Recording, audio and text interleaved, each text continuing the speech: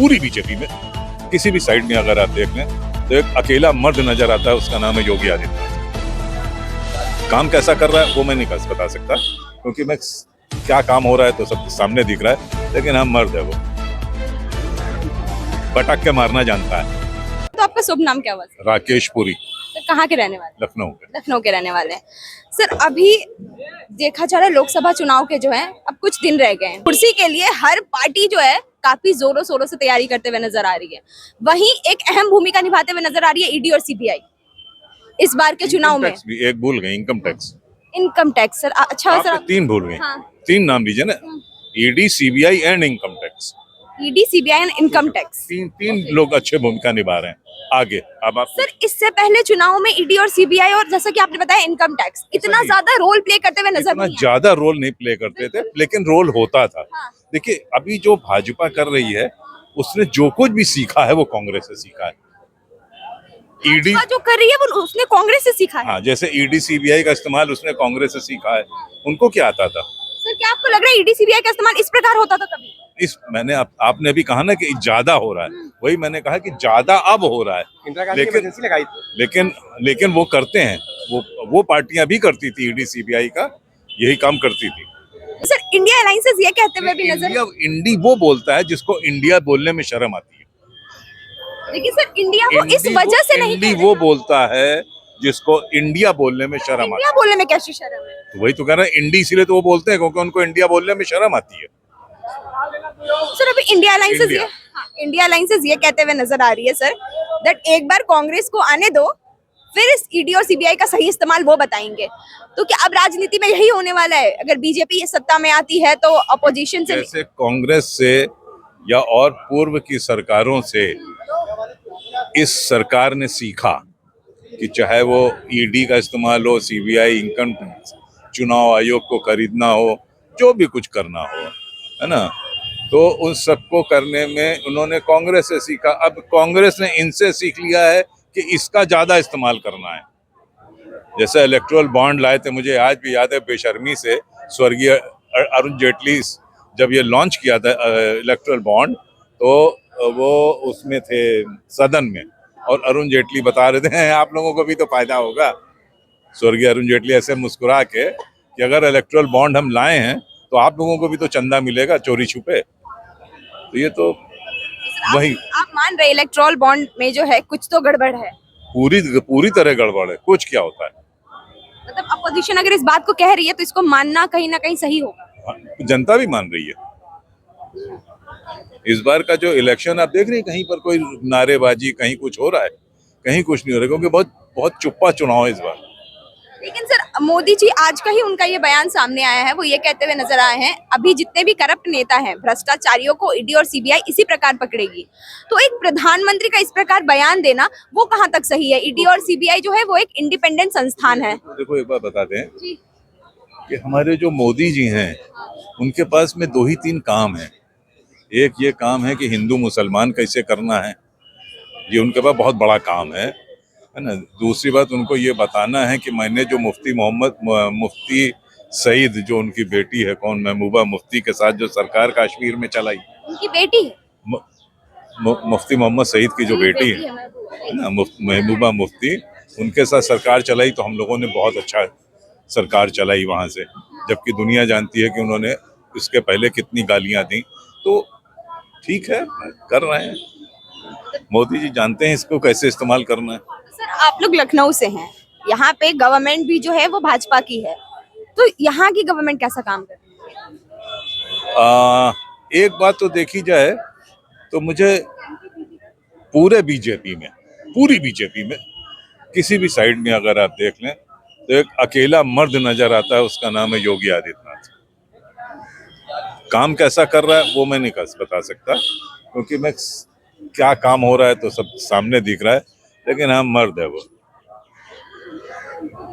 पटक के मारना जानता है।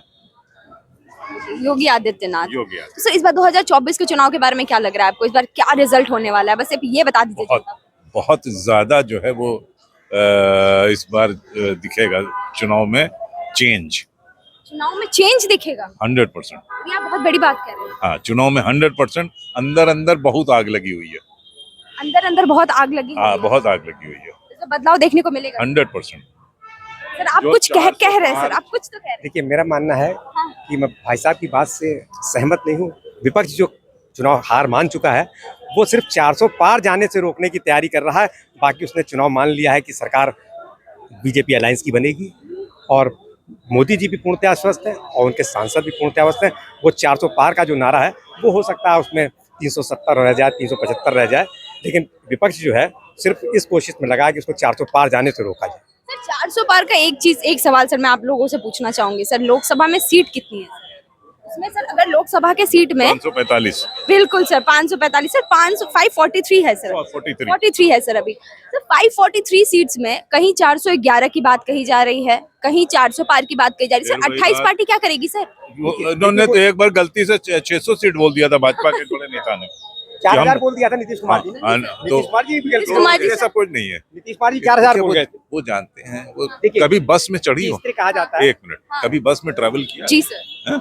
बस में देखा होगा कि एक बस जैसे चली एक स्टॉप से तो दूसरे स्टॉप पर गई, तो उसका 10 मिनट का स्टॉपेज होता है।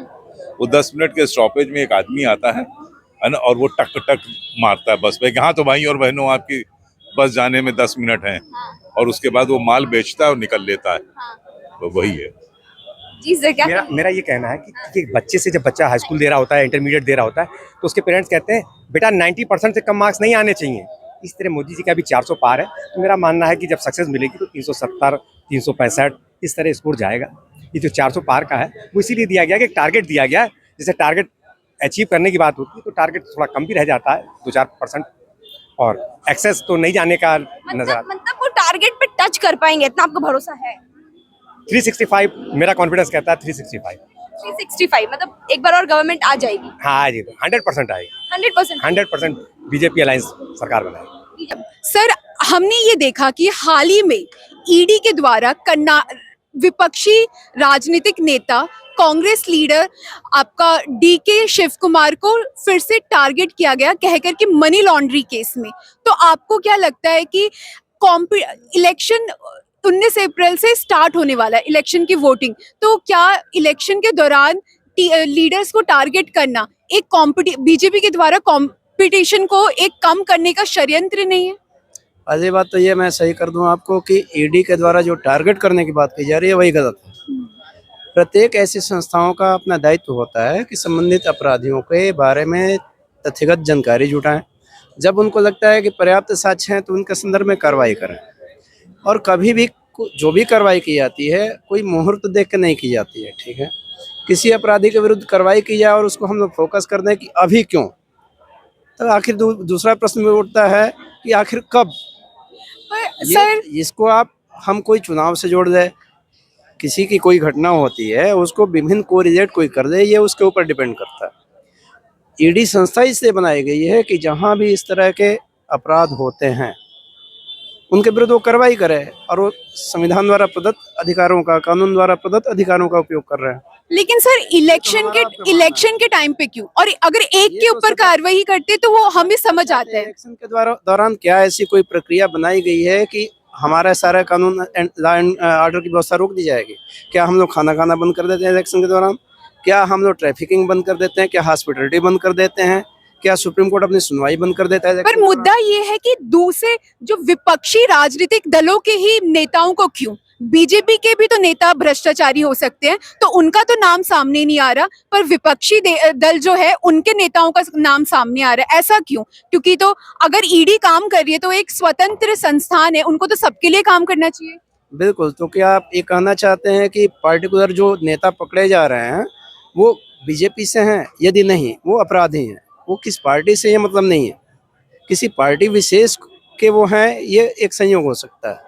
किसी भी व्यक्ति के बारे में जब तथ्यगत, मैंने शुरू में बोला, जब जानकारी होती है और जब उस पर कार्रवाई की जाती है, आप उसको पार्टी से जोड़ देते हैं तो इसका मतलब तय है कि आप राजनीतिक पूर्वाग्रह से ग्रस्त हैं। जो भी लोग ऐसा क्वेश्चन, तो आप ये कहना चाहते हैं कि बीजेपी के जो लीडर्स है, बीजेपी के जो नेता है वो भ्रष्टाचारी नहीं है, पूरी बीजेपी साफ है? यदि वो भी दोषी होंगे तो उन पर भी कार्रवाई की जाएगी। यदि दोषी होंगे तो? हाँ, बिना दोष के कार्रवाई करना क्या संभव है?